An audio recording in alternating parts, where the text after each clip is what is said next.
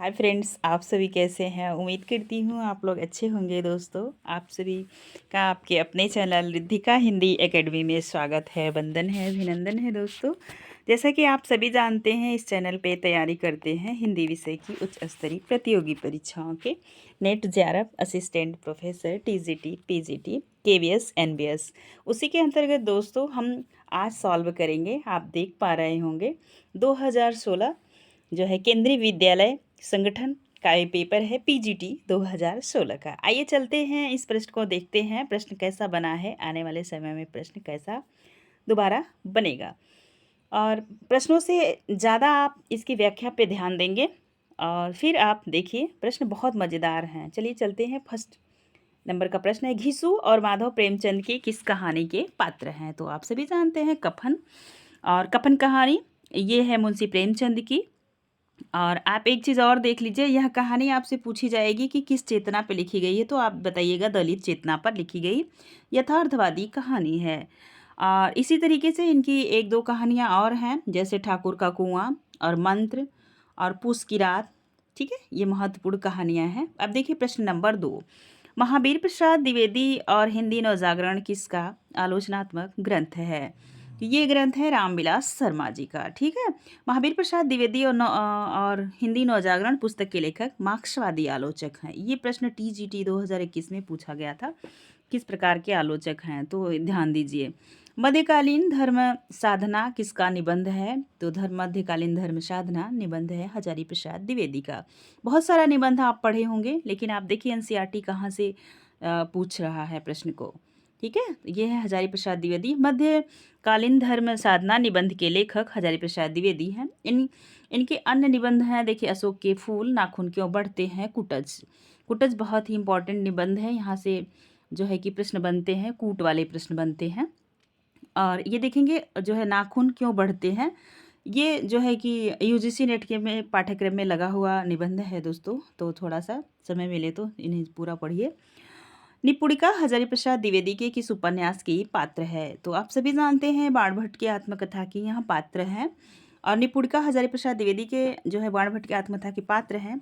और जबकि चारुचंद्र लेख इनका एक उपन्यास है, पुनर्वा अनामदास का पोथा, ये सारे भी हजारी प्रसाद के निबंध हैं। 5 नंबर का प्रश्न, चंदन और सुधा की भावुकतापूर्ण कहानी का चित्रण निम्नलिखित में से किस उपन्यास में हुआ है। तो ध्यान दीजिए, 5 नंबर का प्रश्न आपकी स्क्रीन पे है और आप देख पा रहे होंगे। देखिए, ध्यान दीजिए, तो किस जो है कि उपन्यास का पात्र है, आप बताइए। ये है किसका है, एक मिनट दोस्तों, सॉरी। ठीक है, तो ये 5 नंबर का प्रश्न है आपके स्क्रीन पे। ठीक, आप जो है कि इनका फटाक से उत्तर दीजिए। मैं थोड़ा सा पीडीएफ आगे कर दी दोस्तों, थोड़ा सा खेद चाहेंगे। ठीक है, 5 नंबर का है, आप ध्यान दीजिए। ठीक, यहाँ पे देख लीजिए आप एक बार, तो डी है इसका आंसर। ठीक है, सूरज का 7वां घोड़ा से। ठीक है, और ये रचना किसकी है आपसे ये भी पूछा जाएगा, तो ये रचना है धर्मवीर भारती की। ठीक, ध्यान दीजिए। गुनाहों का देवता भी इन्हीं का है, गुनाहों का देवता। और नदी के द्वीप अज्ञे का है, और अंधेरे बंद कमरे मोहन राकेश का, सूत्र का 7वां घोड़ा धर्मवीर भारती की रचना है। ठीक है, चलिए आगे चलते हैं। 6 नंबर का प्रश्न आपके स्क्रीन पे है दोस्तों, और आप अच्छे से इनका उत्तर दीजिए। ठीक है, चलिए, ये 6 नंबर का प्रश्न है, निम्नलिखित में से कौन सा निबंध अध्यापक पूर्ण सिंह का नहीं है। 5 निबंध इनके हैं, और आप कई बार इनको पढ़ भी लिए होंगे, और हमें ये पूरा उम्मीद है कि इनके निबंध बहुत इंपॉर्टेंट है, आप थोड़ा सा ध्यान दे के पढ़िएगा। ठीक है, तो देखिए 2000 सॉरी, ये देखिए, ये है कछुआ धर्म, तो किसका है, गुलेरी जी का। और ये मजदूरी और प्रेम यूजीसी नेट के पाठ्यक्रम में लिखा हुआ है, और ये कन्यादान और सच्ची वीरता। कृष्णार्जुन युद्ध किसका नाटक है। तो ये तो इनका है माखनलाल चतुर्वेदी जी का, बहुत बार पूछा जाता है, ध्यान दीजिएगा। भारतेंदु हरिश्चंद्र का कौन सा नाटक संस्कृत के प्रबोध चंद्रोदय का अनुवाद है। ठीक है, कौन सा नाटक है जो प्रबोध चंद्रोदय का अनुवाद है। तो पाखंड विडंबन। इनको थोड़ा सा बारीकी से पढ़िएगा दोस्तों, क्योंकि इनकी कौन सी रचनाएं मूल हैं, कौन सी अनुदित हैं, यहाँ से प्रश्न बहुत बार बनता है और कन्फ्यूजन क्रिएट होने लगता है एग्ज़ाम में यदि अच्छे से आप नहीं पढ़ेंगे तो। देखिए मूल नाटक इनके हैं, तो इनके इधर एक तरफ अनुदित नाटक है, दूसरी तरफ मूल नाटक हैं। मूल नाटक का मतलब कि ये इनके खुद के जो है स्वरचित हैं, और ये जो है तो अनुदित हैं, किसी अन्य भाषाओं से ये ले लिए हैं। ये मुद्रा राक्षस देख रहे हैं, संस्कृत से है। धनंजय विजय है, कपूर मंजरी, पाखंड विडंबन, प्रबोध चंद्रोदय नाटक ये है कृष्ण मिश्र का। कपूर मंजरी जो है ये राजेश्वर राजशेखर का है, ये संस्कृत के कवि हैं। मुद्रा राक्षस विशाख दत्त का है। धनंजय विजय कांच कवि का है।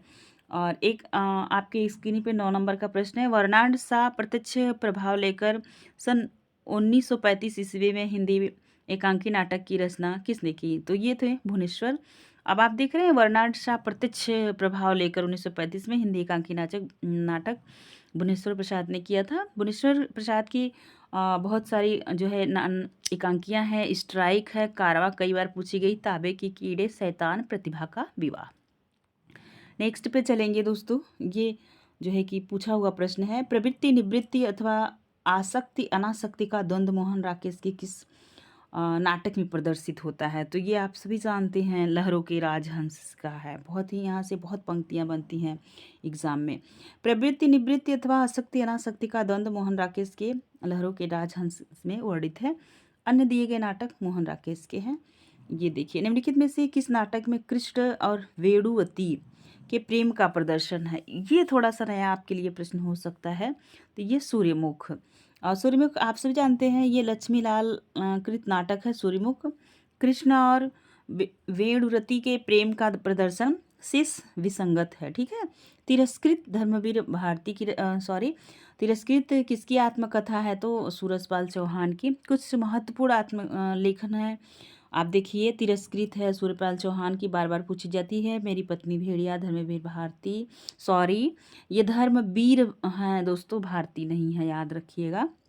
मुर्दहिया जो है कि वाल्मीकि जी तुलसीदास की रचना है। जूठन, जूठन को आप देखेंगे ये भी बहुत बार जो है कि पूछी जाती है, ध्यान दीजिए। बहुत जो है कि बार ये रचना पूछी जाती है। ये ओम प्रकाश वाल्मीकि की है जूठन। अब आप देखेंगे ना, तो 1 मिनट आप ध्यान दीजिए। ये है विभावानुभाव व्यभिचारी संयोगा 10 निष्पत्ति रस के सर्वप्रथम किस ग्रंथ में उद्गृत है? तो ये नाट्य शास्त्र में है, आप सभी को पता है, नाट्य शास्त्र की यह रचना है। देखिए, इसको हम थोड़ा सा देखने का प्रयास करेंगे। विभावानुभाव व्यभिचारी संयोगा 10 निष्पत्ति सूत्र के उल्लेख सर्वप्रथम भरत मुनि के नाट्य शास्त्र में हुआ। कहाँ हुआ है? नाट्य शास्त्र में, ठीक है। देखिए, नाट्य शास्त्र में हुआ है। काव्य प्रकाश मम्मट का है। साहित्य दर्पण आचार्य विश्वनाथ मिश्र का है। और 10 रूपक धनंजय का है। किसका है? धनंजय का। रस श्रृंगार के अस्थाई भाव, रस श्रृंगार देख रहे हैं, जो है श्रृंगार रस का अस्थाई भाव है, तो ये है रति। क्या है? रति। श्रृंगार रस का स्थायी भाव रति है। अन्य सभी माधुर्य, संयोग, वियोग और असंगत नाम से है, ठीक है। आगे चलते हैं नेक्स्ट प्रश्न पे। प्रश्न नंबर 15 आपके स्क्रीन पे आ चुका है दोस्तों, ध्यान दीजिए। मुख्यार्थ हति दोषः काव्य दोष का यह लक्षण किस आचार्य का है? तो ये है आचार्य मम्मट का। मुख्यार्थ हति दोषः काव्य दोष का यह लक्षण आचार्य मम्मट का है। शेष आचार्यों के नाम असंगत हैं, ठीक है। आगे चलते हैं। 16 नंबर का प्रश्न आपके स्क्रीन पे है और आप ध्यान दीजिए। आचार्य भरत के रस सूत्र की व्याख्या करते हुए अनुमितिवाद की स्थापना किसने की? तो आप सभी जानते हैं जो है कि अनुमितिवाद जो है कि शंकुक का है। और ये जो है भट्ट लोल्लट जो है भट्ट लोल्लट का उत्पत्तिवाद है। आचार्य अभिनव गुप्त का अभिव्यक्तिवाद है, ऐसे याद कीजिए। और आचार्य भट्ट जो है नायक का जो है ये भुक्तिवाद है, नायक भोगता है, ऐसे करके याद कीजिए, ठीक है। अब ये देखिए 17 नंबर का आपके स्क्रीन पे प्रश्न है, ध्यान दीजिए। ज्ञानाश्रयी निर्गुण काव्य का दार्शनिक आधार क्या है? तो ज्ञानाश्रयी अद्वैतवाद है, ठीक है। आगे चलिए। अधिकार खोकर बैठ रहना यह महादुष्कर्म है, न्यायार्थ अपने बंधु को भी दंड देना धर्म है। उपर्युक्त काम पंक्ति किस ग्रंथ से उद्गृत है? तो ये आप देखिए जयद्रथ वध से है। कहाँ से है? जयद्रथ वध से है।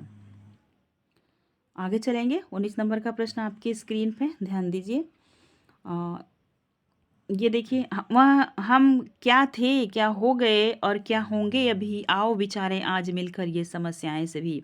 पंक्ति किसकी है, किस आचार्य की है, तो देखेंगे ये है मैथिली शरण गुप्त की पंक्ति है। ठीक, आगे चलते हैं। 20 नंबर का प्रश्न है दोस्तों, स्क्रीन पे आ चुका है।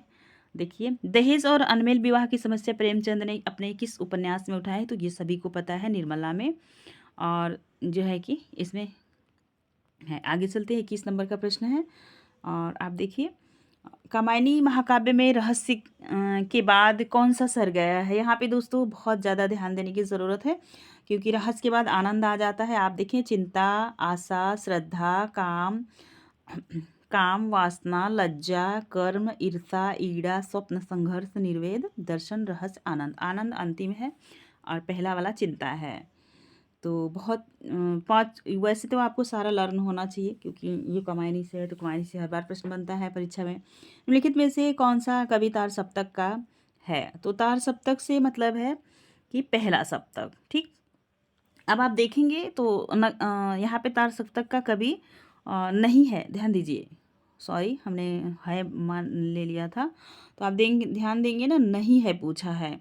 तो एक इसकी ट्रिक है जो है कि बहुत इजी है। देखिए, अगर मन प्रभु, ठीक है, अगर मन प्रभु, ऐसे करके आगे और देखेंगे आप, तो अगर मन प्रभु अज्ञे, और यहाँ से गजानन माधव मुक्तिवेद, र से आपका हो जाएगा रामविलास शर्मा, और म से हो जाएगा आपका आप जो है कि ये हो जाएंगे।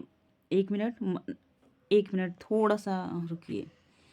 तो आप देखेंगे ना, अ से अज्ञे हो जाएगा मुक्तिबोध, प्रभाकर माचवे, जैनेन्द्र कुमार, गिरजा कुमार माथुर, रामविलास शर्मा। ऐसे अगर, एक मिनट, छोटा ही करते हैं। ये देखिए, अगर मन प्रभु, ठीक है, ध्यान दीजिए। अगर से हो जाएगा अज्ञे, और ये मुक्तिबोध, और प्र से प्रभाकर माचवे, और न से ये नेमीचंद जैन, और ग से गिरजा कुमार माथुर, रामविलास शर्मा, भारत भूषण अग्रवाल। ठीक है, चलिए आगे चलते हैं। 23 नंबर का प्रश्न है, प्रकाशन काल की दृष्टि से मैथिली शरण गुप्त के काव्य संग्रहों का सही क्रम है। तो आप सभी को पता है जो है कि ये जयद्रथ वध 1910 में है। ठीक है, पंचवटी 25, पंचवटी ऐसे 25 कर दीजिए। यशोधरा, तो यशोधरा 32 की है, और विष्णुप्रिया 1957 की है। ठीक, ऐसे करिए। निम्नलिखित में से कौन सा युग असंगत है, तो असंगत में आपको ध्यान देने की ज़रूरत है। आप देखेंगे, विद्यानिवास मिश्र विचार और अनुभूति, विचार और अनुभूति जो है किसका है, ये डॉक्टर नगेंद्र का है। तो पहला ही क्या है, संगत है। धर्मवीर भारती का मानव मूल्य और साहित्य सही है। रामचंद्र शुक्ल का चिंतामणि चिंतामणि भी ठीक है। हजारी प्रसाद द्विवेदी का अशोक का फूल है। वैसे भी यदि आपको 3 पता है, एक नहीं पता है, तो आंसर वही होगा। थोड़ा सा प्रश्न को ढंग से पढ़ने की ज़रूरत होती है दोस्तों। आप देखेंगे, प्रगतिवाद का दार्शनिक मत क्या है, तो आप उसको सबको पता है प्रगतिवाद का क्या है। तो ठीक है, आप देखेंगे तो प्रगतिवाद का जो दार्शनिक मत है उसे आप एक बार साम्यवाद है। ठीक, क्या है, साम्यवाद है, ध्यान दीजिए। 26 नंबर का प्रश्न आपके स्क्रीन पे है दोस्तों। पतंग उड़ रही है, क्या कर रही है, उड़ रही है। तो वाक्य में क्रिया किस प्रकार की है, तो आप सभी को पता है कि उड़ रही है। यहाँ पे जब हम जो है वाक्य में क्रिया का पता करते हैं, तो क्या से प्रश्न करते हैं, क्या उड़ रही है, कुछ नहीं। पतंग उड़ रही है, लेकिन क्या उड़ रही है, कहाँ उड़ रही है, तो इनका कोई जवाब नहीं जब मिलेगा आपको, तो आप बताएंगे ये अकर्मक है। कैसी क्रिया है, अकर्मक है। आगे चलेंगे, तुलसीदास की भक्ति भावना कैसी है, तो सबको पता है दास्य भाव है। और आपसे मीरा का पूछा जाता है, तो मीरा का बताइए क्या, माधुर्य भाव है। ठीक है, ध्यान दीजिए, मीरा जी का क्या है, माधुर्य भाव है, और सूरदास का साख्य भाव है, और तुलसीदास जी का दास्य भाव है। ऐतिहासिक दृष्टि से निम्नलिखित रीतिकाल कवियों का सही अनुक्रम, तो सबसे पहले आपके बिहारी आएंगे, क्योंकि बिहारी का जन्म 1995 में है। अब आगे आपके घनानंद, सॉरी, बिहारी के बाद आपके आ जाएंगे मतीराम। मतीराम का 1617 है। घनानंद का आप देखेंगे 1889 है। कितना है, 1889। इसके बाद आपके आ जाएंगे पद्माकर, सबसे अंतिम है, तो ये हैं 1753 ईस्वी। हरी घास पर चरभर के रचनाकार कौन है? तो आप सभी को पता है, बहुत ही इजी प्रश्न है। इसके रचनाकार कौन है? तो ये हैं, एक मिनट, ये कौन है? अज्ञेय जी हैं। आगे चलते हैं। प्रकाशन वर्ष की दृष्टि से महादेवी वर्मा की काव्य रचनाओं का सही क्रम क्या है? तो निहार, रश्मि, सांध्य और दीपशिखा। ठीक है, आगे चलिए। ये आपका 31 नंबर का प्रश्न आपके स्क्रीन पे है। धूमिल का पूरा नाम क्या है? इनका नाम अटपटा है, थोड़ा सा ध्यान दीजिएगा। सुदामा पांडे हैं। और आगे चलिए। भारतेंदु भारतेंदु काल के नई मानसिकता का उन्मेष का काल जो है कि कहा जाता है। इस कालखंड को किस नाम से अभिहित किया गया? तो पुनर्जागरण एवं आप देखेंगे पुनर्जागरण काल। भारतेंदु काल से पहले जो है कि इसको जो पुनर्जागरण कहते हैं, जब आपका महादेवी प्रसाद जी का जो नाम के नामकरण पड़ा है, महावीर प्रसाद द्विवेदी के नाम पे द्विवेदी युग, उसे जागरण एवं सुधार काल कहा जाता है। याद रखिएगा, इन्हें पुनर्जागरण कहा जाता है, उनको जागरण एवं सुधार काल कहा जाता है, क्योंकि वहाँ पे बहुत सारे मात्राओं के सुधार, खड़ी बोली में बहुत सारे जो है सुधार किए थे द्विवेदी जी। भारतेंदु काल नई मानसिकता का उन्मेष काल, इस कालखंड को पुनर्जागरण काल नाम विहित किया जाता है। ठीक है, आगे चलिए। जबकि अन्य नाम असंगत हैं। ऐतिहासिक दृष्टि से निम्नलिखित कवियों का सही अनुक्रम क्या है? तो ये भी बहुत जो है कि यदि आप यहाँ पे आप सही तभी कर पाएंगे जब आपको जन्म क्रम याद होगा। तो कबीरदास जी का जन्म आप सभी जानते हैं 1498 ईस्वी में हुआ है। इनसे पहले आते हैं जो है कि रैदास का जन्म 1488 ईस्वी में हुआ है। 1388 ईस्वी में हुआ है। ठीक है, आगे चलते हैं। तुलसी से परिचित हैं, जायसी का तो पता ही है। अब आगे चलिए। और जायसी जी का कोई पर्याप्त इनका सही तरीके से नहीं है। आगे चलिए। विसर्ग संधि में किसका मेल होता है? तो स्वर का भी। देखिए, विसर्ग संधि में विसर्ग के साथ स्वर का मेल होगा और विसर्ग के साथ व्यंजन का भी मेल होगा, तो भी विसर्ग संधि होगी। इसका आंसर होगा जो है कि सी। ठीक है, चलिए देखिए सी। विसर्ग संधि में विसर्ग के साथ स्वर एवं व्यंजन का मेल होता है। विसर्ग संधि, जिस निर्धन आशा, निराशा, निर्धन रोग, निरोग। देखिए यहाँ पे देखिए, आवलो नसान अब न नसई हो, तुलसीदास की यहाँ उक्ति उनकी किस रचना से उद्गृत है? तो आप सभी, ये बहुत ही प्रसिद्ध पंक्ति है, आप सबको पता है। तो ये किस रचना से उद्गृत है बताएं आप लोग? तो ये है दोहावली से। कहाँ से है?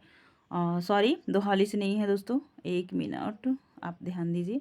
विनय पत्रिका से है। ठीक है, ध्यान दीजिए, विनय पत्रिका से। आगे चलिए। निम्नलिखित 36 नंबर का प्रश्न आपकी स्क्रीन पे है। निम्नलिखित में से कौन सा युग्म संगत है? तो ये जिंदगी और जोग। तो ये तो जो है कि रचना अमरकांत की है, और मेरे कम्युनिटी बॉक्स में भी ये रचना मैं सुबह लगाई थी। बंद गली के आखिरी मकान मोहन राकेश का है, राजा ने इसमें से कमलेश का है, खंडहर के इंसान के खंडहर अमरकांत का है। ठीक है, आगे चलते हैं। प्रकाशन वर्ष के अनुसार जयशंकर प्रसाद के नाटकों का सही क्रम है। सबसे अंतिम में है 1933 में ध्रुव स्वामिनी, अजातशत्रु है आपका 1928 ईस्वी में। आप देखेंगे ना, सबसे अंतिम में ये है, तो ऐसे एलिमिनेट कर दीजिए, दो ऑप्शन अपने आप कट गए। अब आपके बचे हैं, अब ये ध्रुव स्वामिनी होगा, स्कंदगुप्त 28 में हो गया, अजातशत्रु 22 में, और राजश्री ये 22 में। ठीक है, आगे चलते हैं। ये आपका प्रश्न आ गया, कुछ प्रश्न है 38 से 42 प्रश्न, और इसमें क्या करना है कि अशुद्धि जो है, इसमें विभक्ति की 4 वाक्य दिए हैं। विभक्ति है जिसमें से एक भाग में अशुद्धि है, अशुद्धि वाला भाग पहचान लीजिए। सीमा पर तैनाती सैनिकों की बहादुरी के सामने हमारे दुश्मन के छक्के छूट गए। तैनात होता है, तैनाती नहीं होती, तो पहला ही गलत हो गया। ठीक है, अब आगे चलिए। सरकार को जानकारी है कि सीमा सुरक्षा के लिए अधिक से अधिक गोला बारूद और तोपें चाहिए। तोपें नहीं। ठीक है, यहाँ पे आप देखेंगे तो इसका क्या हो जाएगा, 19 नंबर का। ठीक, 29 नंबर का हो जाएगा। तोप चाहिए, एक मिनट, तोप चाहिए, तोपें नहीं। ठीक है, देखिए यहाँ पे आपको स्पष्ट भी कर दिया गया है। भाग डी में जो है शुद्धियाँ हैं। सरकार की जानकारी है कि सीमा के सुरक्षा के लिए अधिक से अधिक गोला बारूद और तोपें चाहिए। ठीक है, ये क्या है, अशुद्ध है।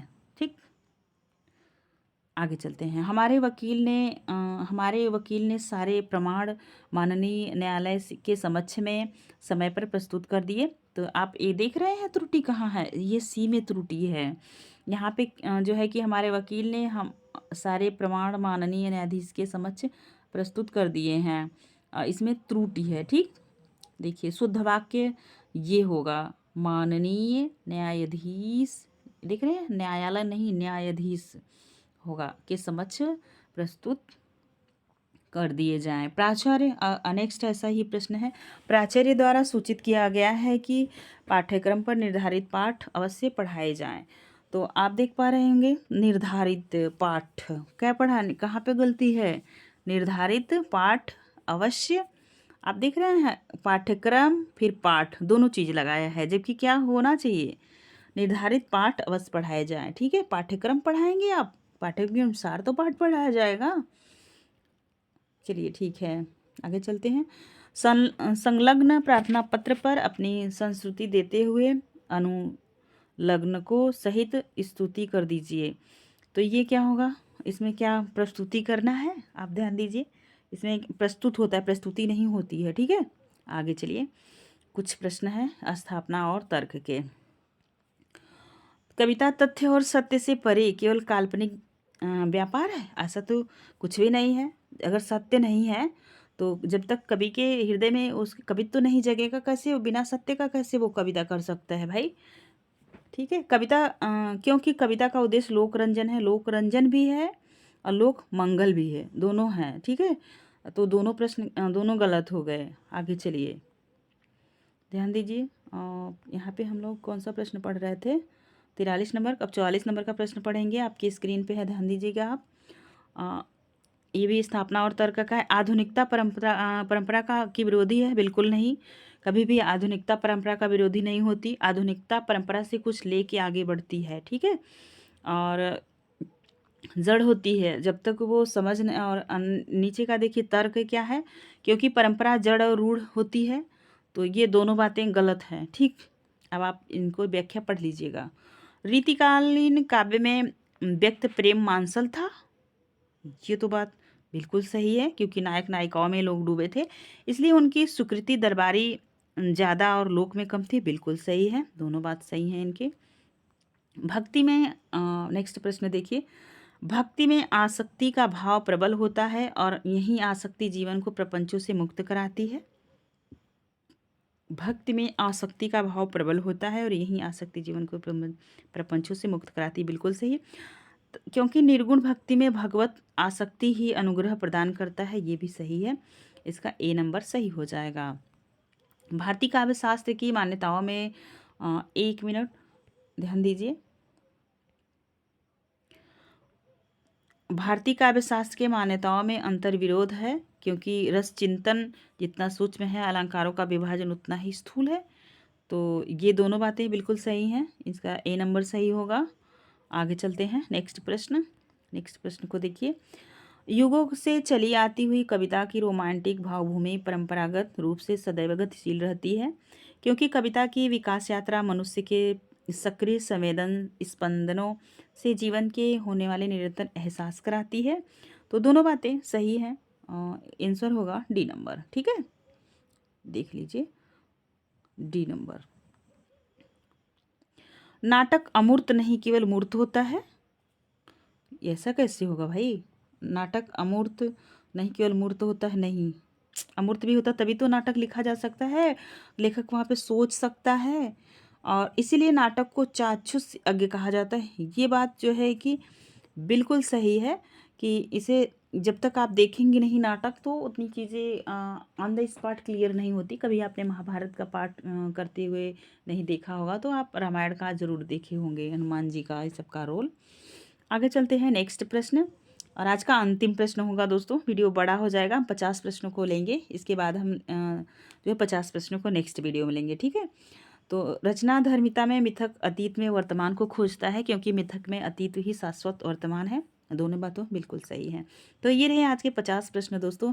प्रश्न आपको कैसे लगे ज़रूर बताइएगा, इसमें मैंने तो कुछ नहीं किया है, ये सारे प्रश्न आए हुए हैं, और बस मैंने एक क्विक रिवीजन के लिए इस प्रश्न को लिया है। बाकी पढ़े तो आप पहले से भी होंगे दोस्तों। रिवीजन बहुत ज़रूरी होता है एग्ज़ाम के समय। वीडियो आपको पसंद आएगा तो प्लीज़ कमेंट कीजिएगा